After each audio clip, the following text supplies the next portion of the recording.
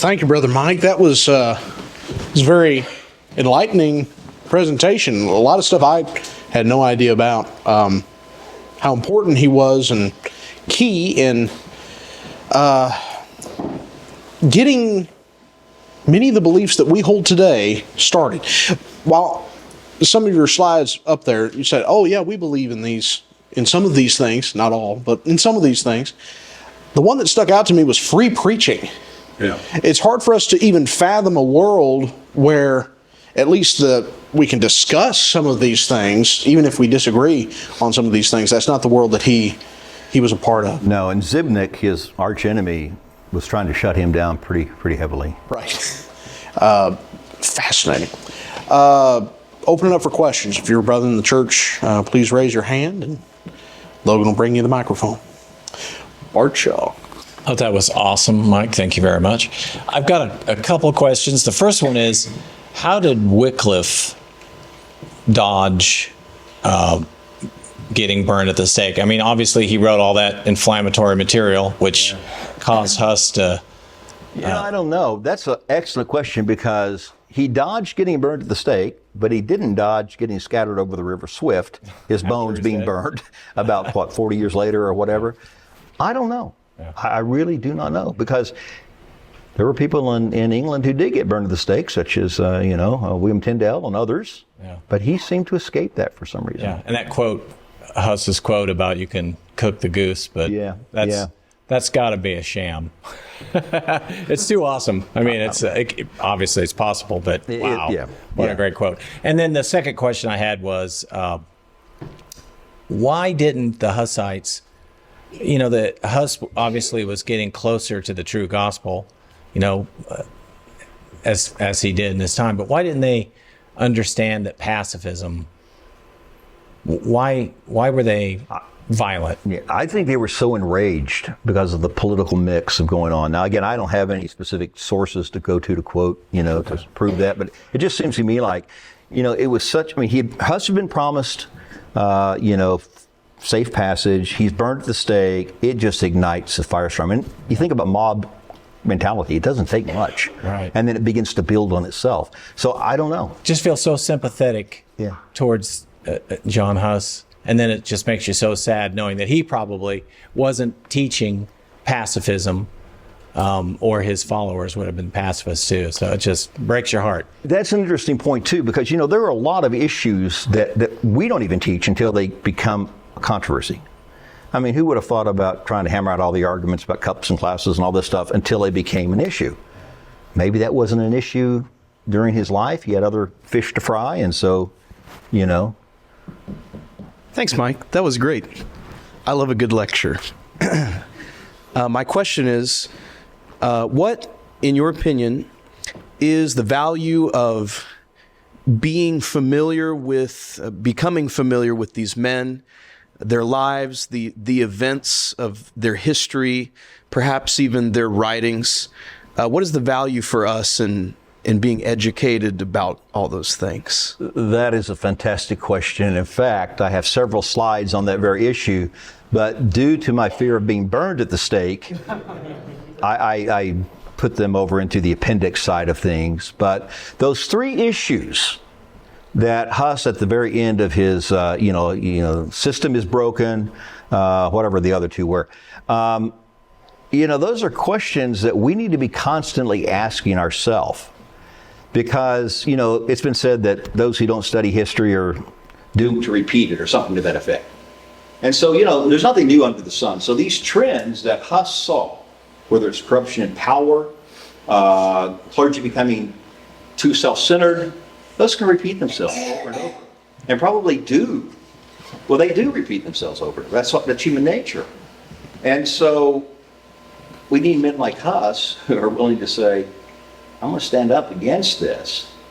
And they're probably going to be crucified for it, but we need to read that stuff so we can, at least if that's your thing. I'm not saying everybody needs to read Huss, but we need to know that there will be these trends that led to more and more corruption.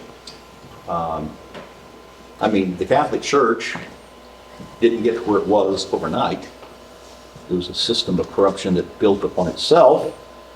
There may be things amongst us, which I think kind of goes back to Roger's view or Roger's presentation, that we need to constantly revisit. And that doesn't mean we need to be, change agents to the point that we create division, but we need to be introspective.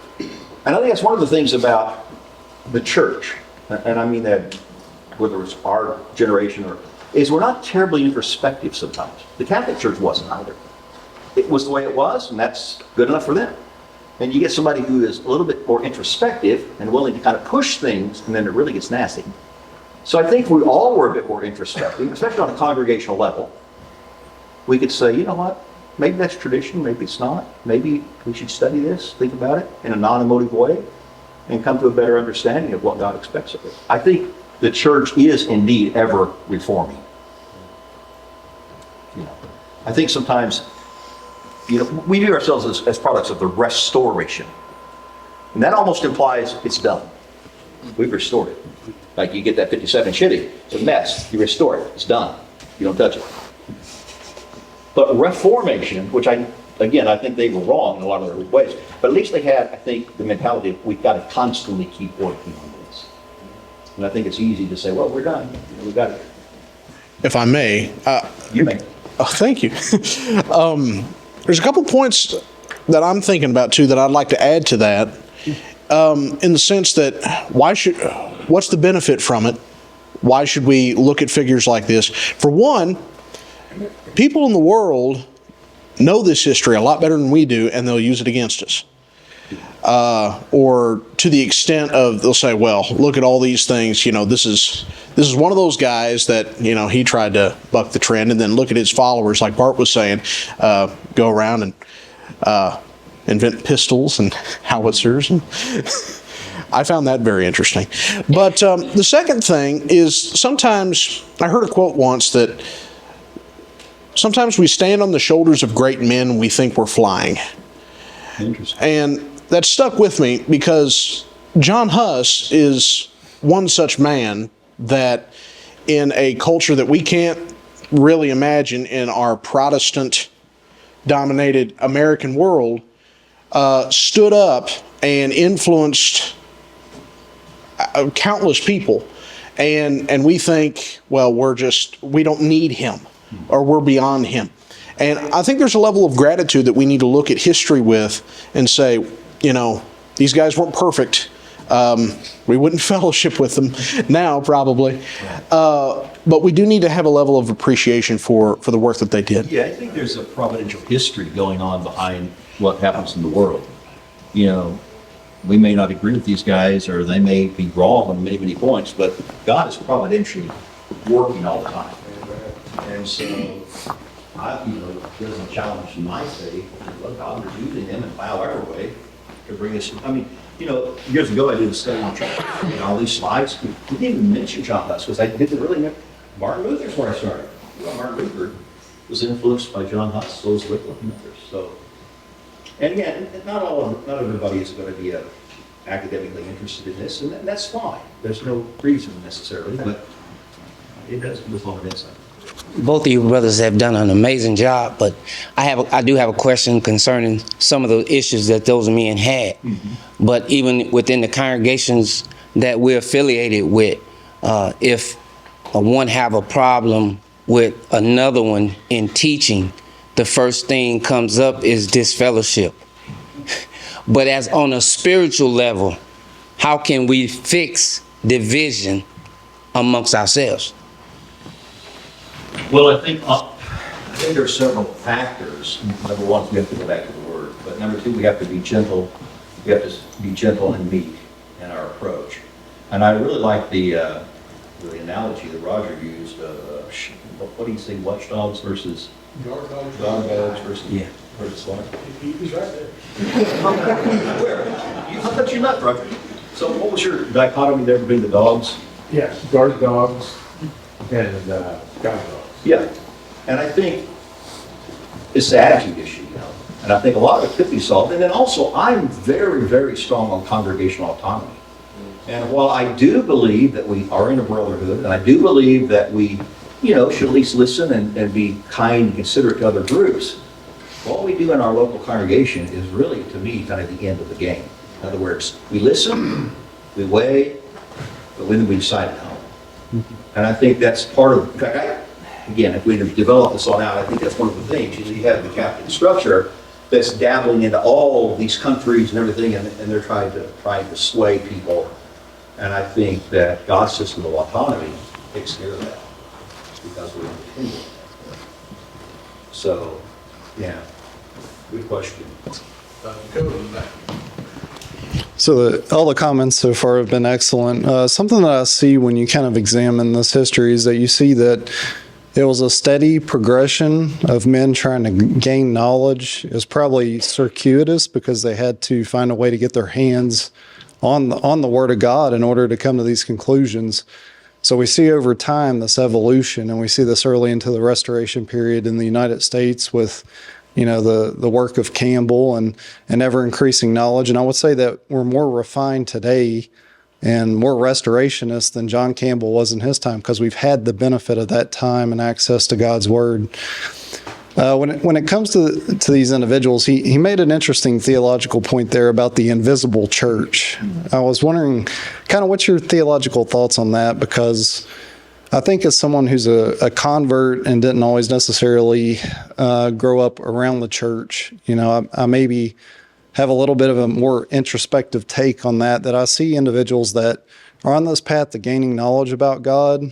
Maybe they did submit to an immersion that in their mind was for the forgiveness of sins, regardless of what the people around them hold in their mind, regardless of what the worship assembly is doing. So I find his point that there could be people in a myriad of churches that at least where they stand right now in the judgment of God might be Christians. And I'd be interested to see what you thought about that. Well, that's an interesting discussion because, even now, once in a while, we'll run across someone or some group that seems to have no connection to us, but they're virtually the same as far as what they believe in basic tenets. Well, how did that happen? Well, I don't know. And, I'm much more willing as I get older to say, I don't know who all's out there and what God's going to do with them. I don't know. But it shouldn't distract me from what I know locally. And so, if there are people out there that are doing the best they can, God saves, wonderful. I'm very comfortable leaving it there because, the secret things belong to the Lord, and there are a lot of things we don't know. I think we should be humble as we approach issues like this because it's easy to draw our wagons in a circle. Now, I'm not getting liberal here. I'm not saying we're open fellowship. I do not believe that. But we sometimes draw our wagons in circles so tightly that we end up running over each other. And I think we've got to say, okay, this is what we believe congregationally, but what God does with others. And that doesn't stop us from teaching what we believe to others with gentleness and respect. Because, hey, that's our job. If we believe something, we should teach it. So how's that for a non-answer? It's not bad. Yeah, thanks. Any other questions? Doesn't appear so. Do you have any? Well, yeah, just one or two. I thought, first of all, thanks. I actually put this study together months ago, and then I put it on the back burner, and it really got cold. And so I was trying to heat it up over the last week and sort of scorch some parts of it. But I thought, if we had a look-alike contest of John Huss, I think Josiah would win if he just grows a beard a little bit more. Well, I mean, look at him back there. I mean, as a compliment, Josiah. No, I don't have anything else. Thank you. Thank you very much.